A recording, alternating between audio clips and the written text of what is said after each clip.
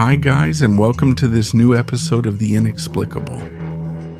Today I'll take you on a journey that begins in the starry skies and ends here in Italy. Yes, because when we talk about the ancient astronaut theory, our minds immediately go to the pyramids of Egypt, the Nazca lines, the Sumerian temples, and the Mayan ruins. But few people know that our country too, a land of art, history, and ancient civilizations, might also hold signs of extraterrestrial visits in ancient times. Why were humanoid figures in helmets and suits carved in stone thousands of years ago? Why do some Italic myths mention fiery chariots and beings from the stars? And how some ancient Italian constructions seem to defy the laws of logic and architecture. So here is the mystery of the ancient astronauts in Italy.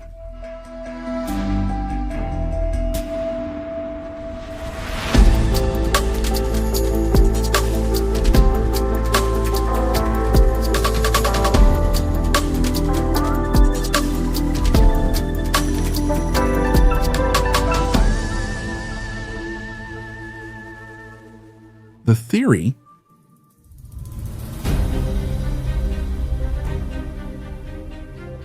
I've already talked about this thesis during the last episode of the podcast dedicated to the manuscript of the gods, and on several other occasions, to tell the truth. Anyway, for those who have never heard of it, here's a brief explanation. Have you ever looked at a pyramid, an ancient temple, or a colossal statue carved in stone, and thought about how it was possible to build all this with the means available thousands of years ago? Questions like these gave rise to one of our era's most controversial and fascinating ideas, the ancient astronaut theory. According to this hypothesis, extraterrestrial civilizations visited Earth in ancient times, influencing the development of humanity. We're not talking about recent encounters, but about a profound intervention in our most ancient history. These gods who came from the sky, as many ancient cultures call them, would have been mistaken for deities because of their advanced technology, their scientific knowledge, and their ability to perform miracles in the eyes of primitive humans. Erich von Däniken popularized the hypothesis in the 1960s with his bestseller Chariots of the Gods, translated into Italian as Glide erano astronauti. According to von Däniken, many of the great structures of the ancient world, such as the Egyptian pyramids, the Nazca lines in Peru, Stonehenge, or the statues of Easter Island, could not have been built with the knowledge of that time. Someone must have helped humanity, someone who came from the stars. Erich was joined by Zecharia Sitchin, who shared his interpretation of the Sumerian tablets, and the translation of the myth of the Anunnaki, a race of beings who came from a mysterious planet called Nibiru. According to Sitchin, these beings created humans by mixing their own DNA with that of terrestrial primates, and then ruled over them as servants, a theory that constantly walks the fine line between myth, alternative archaeology, and science fiction, but which finds fertile ground among the still unresolved mysteries of our past. Because there are incredible megalithic structures all over the world, built with a precision that even challenges modern technologies. And in many ancient texts, from the Bible to the Indian Vedas, we find references to chariots of fire, celestial beings, and battles in the sky. But here's the interesting and often forgotten point. When we talk about ancient astronauts, we often look far away: Egypt, Mesopotamia, South America, and Italy. Well, it's almost always ignored. Yet our country holds archaeological enigmas that are just as impressive as those of the great civilizations past. So it's time to look at our country with new eyes. Maybe even in the Etruscan hills and Sardinian temples, something or someone visited us long ago.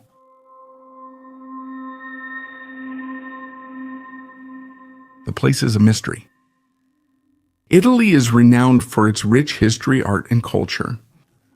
But beneath the surface of its classical beauties, there are mysteries that defy logic and conventional explanations. Some places in our country represent a mystery that inevitably brings us closer to the famous ancient astronaut theory. So here are what many consider to be the overwhelming evidence that the theory is not simply a product of imagination. Let's start with Val Camonica, a place that holds one of the most extraordinary archaeological heritages in Europe. This place, seemingly remote and quiet, is actually a true archive of human memory. With over 140,000 cataloged rock engravings created over more than 8,000 years, Val Camonica represents one of the largest and most fascinating complexes of rock art in the world. The first engravings date back to the Neolithic, but the site was continuously used during the Bronze Age, the Iron Age, and up to the Roman era. The rocks scattered in the valley resemble pages of a vast stone book carved by our ancestors. Here you can observe hunting scenes, religious rituals, totemic animals, anthropomorphic figures, and mysterious symbols, often full of meaning, which are still the subject of contrasting interpretations today. But among these representations, there are some that have literally left both scholars and mystery enthusiasts astonished. Humanoid figures that seem to be wearing helmets, visors, and even tight-fitting suits, sometimes topped with what appear to be antennas or metallic horns. Some stone-carved characters seem to hold objects resembling technological devices, such as scientific instruments or energy weapons. Who might these mysterious figures be? Well, obviously, those who staunchly defend the ancient astronaut theory see in those carvings the primitive depiction of beings who came from other worlds. Proof of third-kind close encounters, documented as the ancients could, carving into the rock what they had seen without fully understanding the nature of those visitors. But academic archaeologists tend to reject these interpretations, considering them to be without scientific basis. Their explanations, although less sensational, are still rich in meaning. The figures in suits would actually be mythical or religious representations, and the supposed helmets and antennas could be ceremonial headdresses or ritual horns. Common elements in many shamanic cultures. Some carvings might depict deities, spirits, or ancestors endowed with supernatural powers, and their unusual clothing might symbolize their very nature out of the ordinary. In particular, many figures are attributed to the Comuni culture, an Iron Age people who lived in the valley before Romanization. However, one question keeps coming up strongly. Why were these such atypical symbols carved so persistently and with stylistic consistency over the centuries on hundreds of different rocks? Is it just the result of ritual and symbolic imagination? Or were these ancient peoples really trying to bear witness to something real, something they couldn't explain, but that had deeply affected them?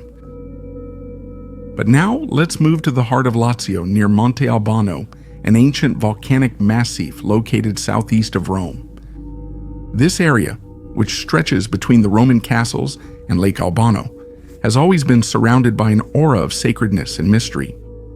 Here, according to some alternative esoteric theories, is one of the most powerful energy nodes in the entire Italian territory. A place where natural geography, ancient history, and Earth's alleged invisible forces intertwine in fascinating ways. Independent researchers, scholars of archaeoastronomy, and mystery enthusiasts have conducted thorough surveys in the area, carefully mapping the arrangement of dolmens. Ancient megalithic structures, stone circles, and even sacred caves, many of which are little known to the general public. According to their analyses, these elements are aligned along geometric trajectories that do not appear to be the result of chance. These are known as ley lines, a theory from early 20th century United Kingdom introduced by antiquarian Alfred Watkins claimed many English prehistoric sites were aligned along invisible, precisely straight lines.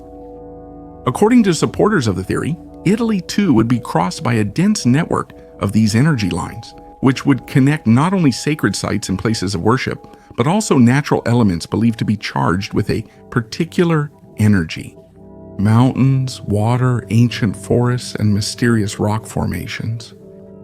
Monte Albano in this scenario would turn out to be a fundamental crossroads, a node where several lines converge, creating a point of intense geomagnetic activity. Some claim that the ancient Etruscans, Romans, and even earlier civilizations knew about these alignments and used them to orient temples, altars, and even entire villages.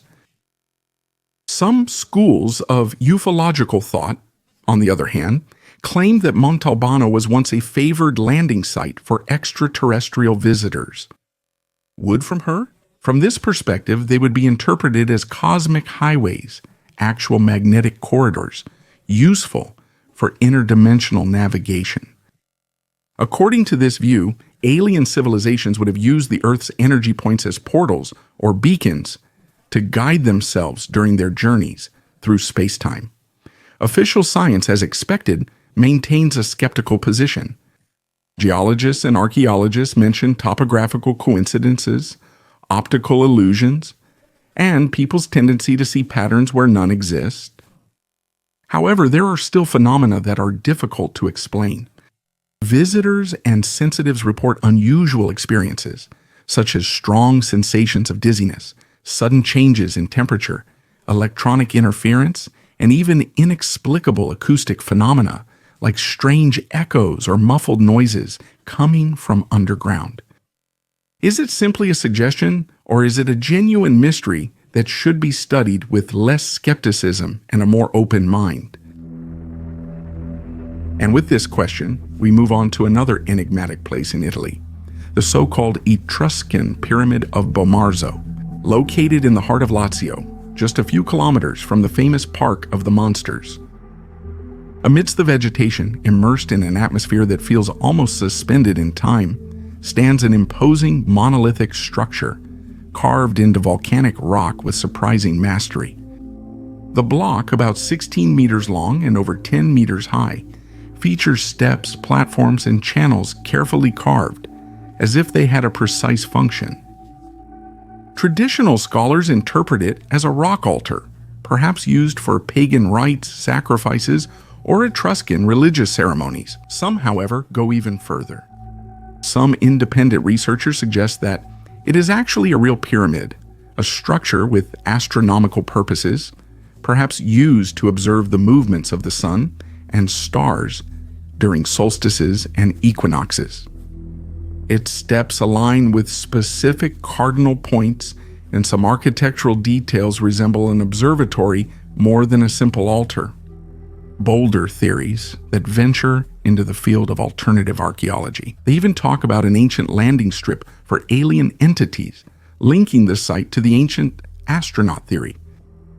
While Bomarzo is fascinating, the three pyramids of Monte in Lombardy are even more astonishing.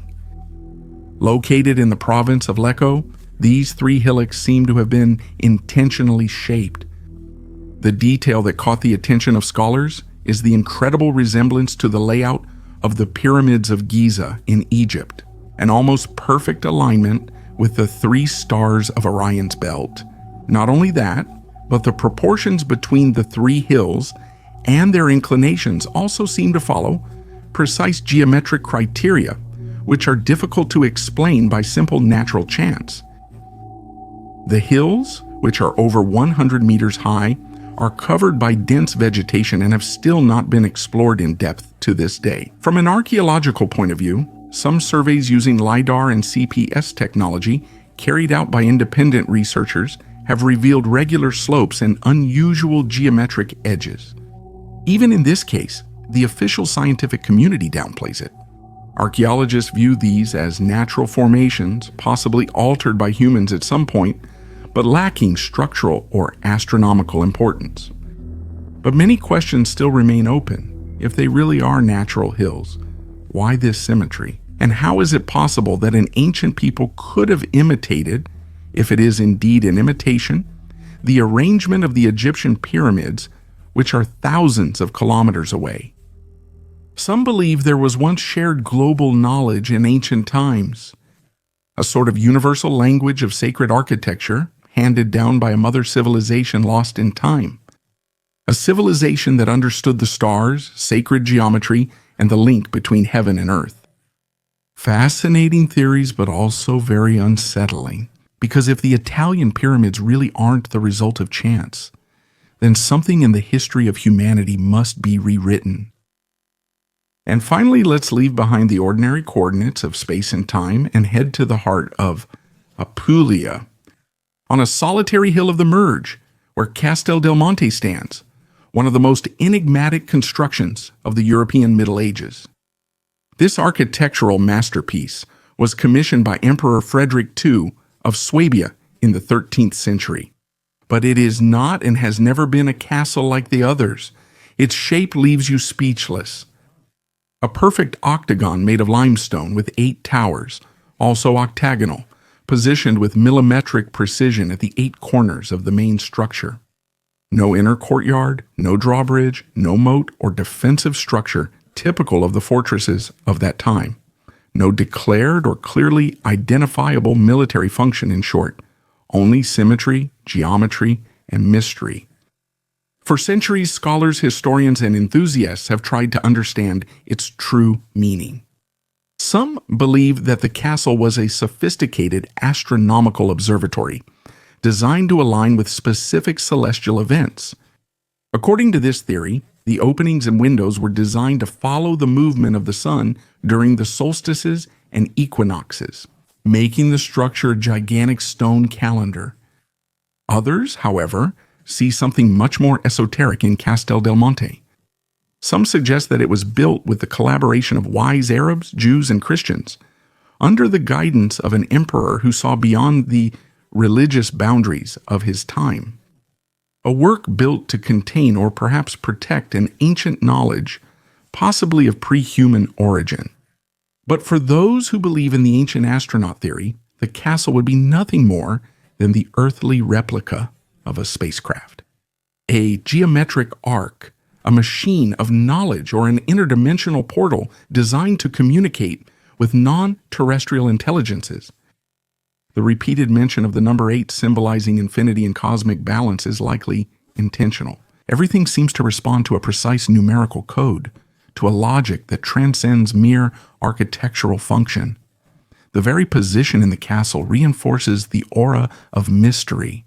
Isolated, far from urban centers, located at a point where energy lines converge, as if the building had been erected right there to capture invisible forces, to harness an ancestral energy that few in the world have been able to understand.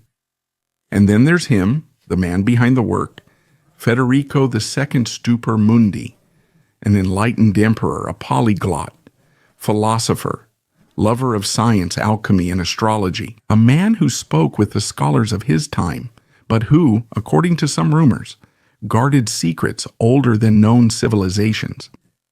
And what if he was the keeper of knowledge that did not belong to this world? Anyway, if all these places with their mysterious features weren't enough to support the ancient astronaut theory, what I'm about to tell you will at least make you think.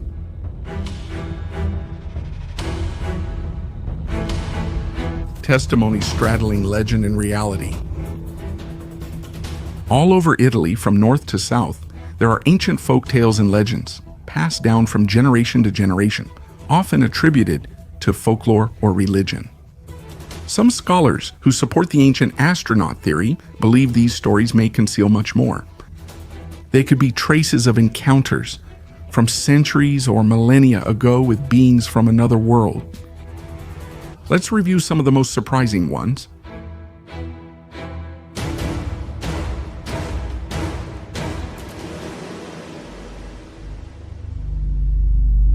Pre-Christian myths, particularly among Etruscan and Italic peoples, often mention gods descending from the sky, powerful entities who arrived flying among the clouds, bringing with them forbidden knowledge and marvelous tools.